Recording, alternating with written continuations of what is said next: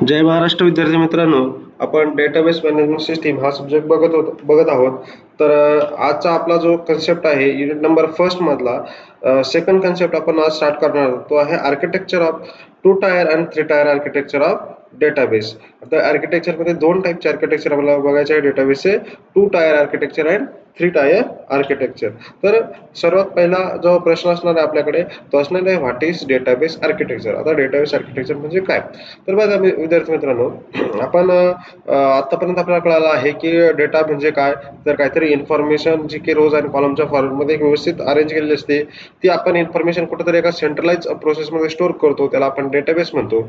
आणि पुन्हा आपल्याला जशी पाहिजे तशी आपण ती यूज करतो. तर आता जे काही त्या डेटाबेसचा जो यूज आहे तो कसा यूज होतो, त्या यूज वरतून किंवा कशा पद्धतीने आपण त्याला वापरणार आहोत या वापरण्याच्या पद्धतीवरून डेटाबेसचे 3 टाइपचे आर्किटेक्चर तयार होतात आणि ते आर्किटेक्चर आज आपल्याला बघायचे आहेत. तर पहिलं बघा, आर्किटेक्चर म्हणजे काय आपण ते समजून घेऊ. पहिले database management system architecture help us in design, development, implementation and maintenance of a database.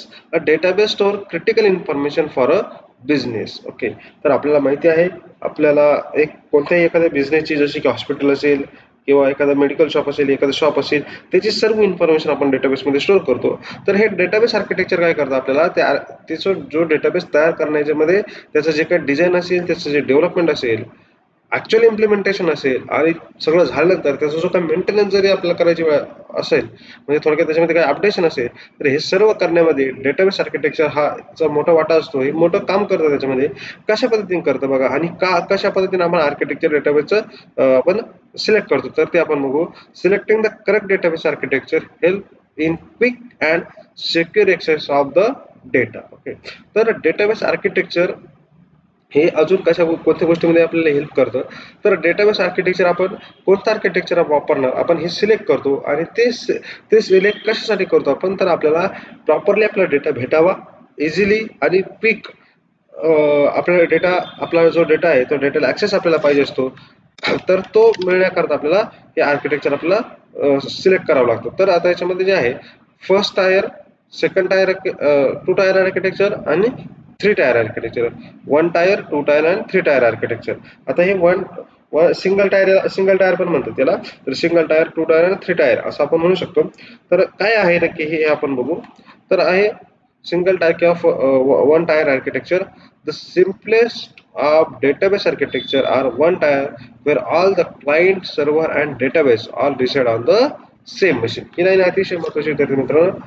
Client असेल, सर्व्हर असेल आणि डेटाबेस असेल, हे सर्व काय असणार आहे, एकाच मशीनवरती ज्या ठिकाणी असतं त्याला आपण काय म्हणतो की सिंगल टायर आर्किटेक्चर.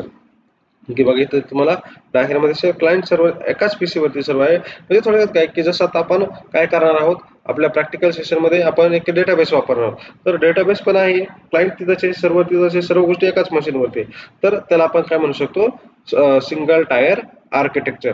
सपोज आता एखादा शॉप आहे, एक छोटासा शॉपचा आपण एक्झाम्पल घेऊ.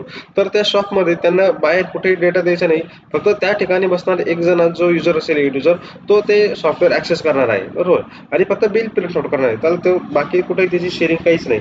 तर असं जे काही डेटाबेस असेल, म्हणजे ते शॉप पुरता एक युजर यूज करणार असेल, तर आपण त्याला काय म्हणू शकतो की single tier architecture. Any time you install a database in your system and access it to practices SQL queries, it is a one tier architecture. तर बेसिकली SQL queries आपण यूज करतो, तर आपण कधीही आपल्या सिस्टम मध्ये तो डेटाबेस इन्स्टॉल करू शकतो आणि SQL queryचा वापर करून त्याला आपण यूज करू शकतो. But such architecture is rarely use in production.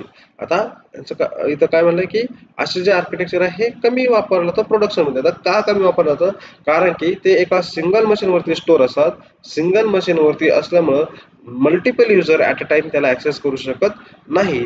त्यामुळे त्याला ते आपण प्रोडक्शन किंवा लार्ज स्केल किंवा जिथं जास्त प्रमाणात डेटा आहे किंवा जास्त नंबर ऑफ युजर्स तो यूज करणार आहे, अशा ठिकाणी आपण वापरत नाही. हे फक्त आपण एक प्रॅक्टिससाठी आपण हे डेटाबेस यूज करू शकतो. जसं की आपण या सब्जेक्टच्या प्रॅक्टिकल्स मध्ये याला ऑरेकलचा जो डेटाबेस आहे तो आपण, किंवा मायस्क्यूएलचा डेटाबेस आहे तो आपण यूज करावा, असं प्रॅक्टिस पर्पजसाठी किंवा एक सिंपल ऍप्लिकेशनसाठी याला यूज केलं जातं.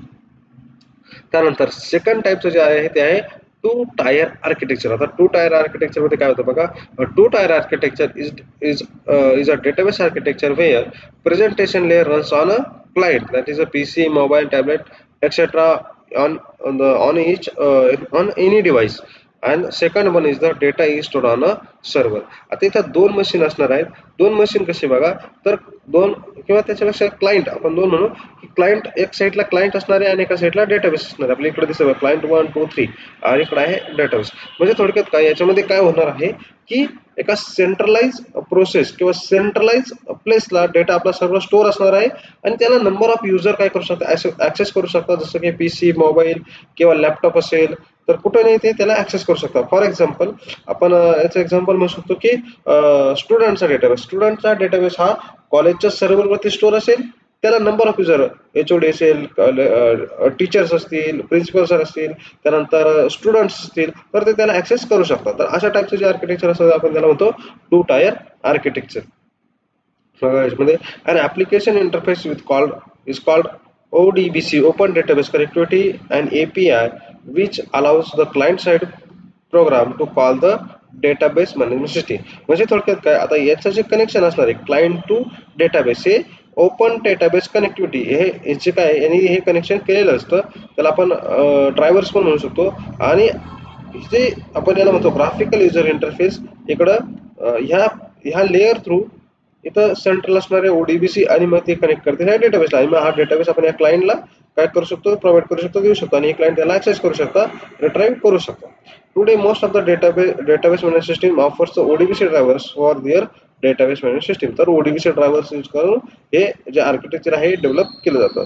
Two tier architecture provides added security to the database management system as it is not exposed to the end user directly. So by using the two tier architecture we can maintain the security. आपण इकडे काय करू शकतो, security डेटाबेसला देऊ शकतो. जसं की first tier architecture आपण बघितलं सिंगल टायर, याच्यामध्ये सगळं एकाच मशीनवरती डेटाबेस पण येतच आहे. तर त्याला डायरेक्टली ऍक्सेस, त्या डेटाबेसला डायरेक्टली ऍक्सेस आहे. पण इथं आपण काय करू शकतो, एक सिक्युरिटी लेअर इथे आपण मेंटेन करू शकतो.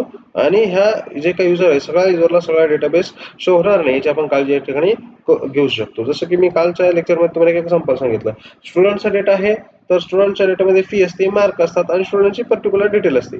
तर अकाउंट सेक्शनला मार्क्सचा कॉलम किंवा मार्क्सचा डेटा दाखवायची गरज नाही. तेच अकाउंट सेक्शनचा म्हणजे फीचा वगैरे जे आहे ते बाकीच्या स्टाफला दाखवायची गरज नाही. असे सिक्युरिटीज आपण याच्यामध्ये मेंटेन करू शकतो. एक्झाम्पल आहे MS ऍक्सेस डेटाबेस असेल, एखादं स्टँडर्ड ऍप्लिकेशन असेल, त्यानंतर लायब्ररी मॅनेजमेंट सिस्टीम हे सॉफ्टवेअर देखील हे टू टायर आर्किटेक्चर सिस्टीमचंच एक्झाम्पल आहे. त्यानंतर लास्टचा जो टाईप आहे याच्यामध्ये तो आहे थ्री टायर आर्किटेक्चर. आता थ्री टायर आर्किटेक्चर काय आहे तर तुम्हाला समोर स्क्रीनवरती एक इमेज दिसते.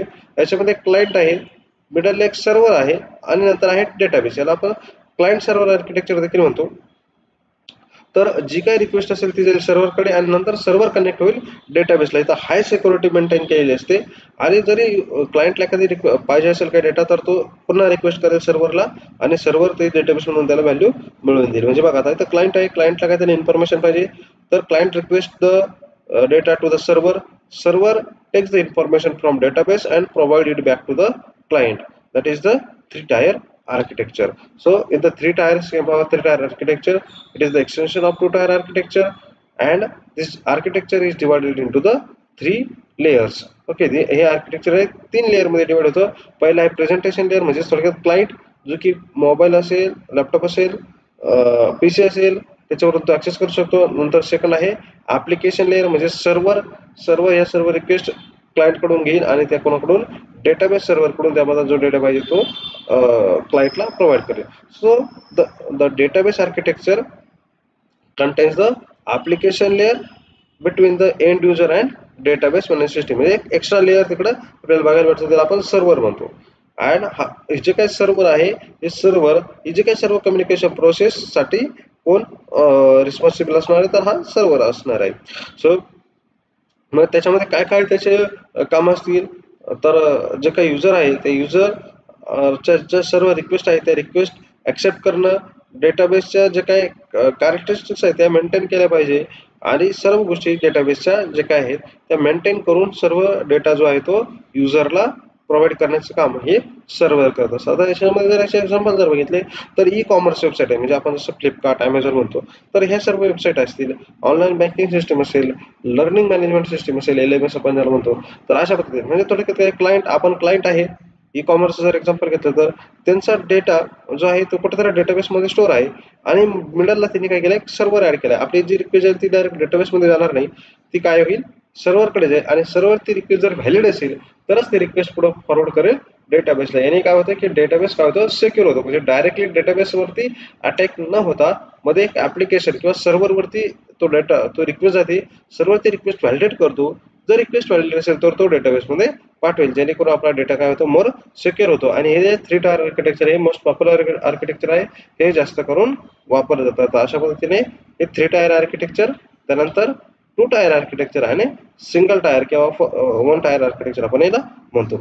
अशा पद्धतीने विद्यार्थी मित्रांनो, हा जो आजचा आपला कन्सेप्ट होता की डेटाबेस आर्किटेक्चर आपण या ठिकाणी बघितलेला आहे. ओके, तर विद्यार्थी मित्रांनो, या व्हिडिओच्या डिस्क्रिप्शन मध्ये तुम्हाला ह्या आपल्या व्हॉट्सअप चॅनलची लिंक मिळेल. त्याच्यावरती सर्व नोट्स वगैरे मी शेअर करणार आहे, इम्पॉर्टंट क्वेश्चन. त्यानंतर वेबसाईटची पण लिंक आहे, ज्याच्यावरती सर्व PPT नोट्स, असाइनमेंट्स वगैरे, व्हिडिओज वगैरे मी टाकणार आहे. तर विद्यार्थी मित्रांनो, तुमच्या सर्व सेकंड इयरच्या मित्रांना जास्तीत जास्त हे व्हिडिओ शेअर करा, व्हिडिओला लाईक करा, शेअर करा, सबस्क्राईब करा. तुम्हाला काय प्रॉब्लेम असतील तर ते याच्या कमेंटमध्ये देखील, व्हिडिओच्या कमेंटमध्ये तुम्ही कमेंट करू शकता. धन्यवाद. जय महाराष्ट्र.